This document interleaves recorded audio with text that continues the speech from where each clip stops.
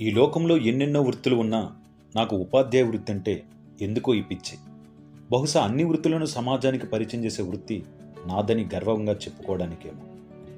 ఈ సమాజంలో ఏవేవో పనులు ఉన్నా నాకెందుకో ఉపాధ్యాయ పని అంటే అంత పిచ్చి. బహుశా కొన్ని వేల విద్యార్థుల భవిష్యత్తుకు పునాది వేసే పని నాకు దక్కిందని ఆనందపడడానికేమో. విలువైన కార్లు, బంగ్లాలు కొనే స్తోమత లేకపోయినా విలువలతో కూడిన విద్యను అందించడంలో నాకు మించిన శ్రీమంతుడు లేడని పొంగిపోతాను.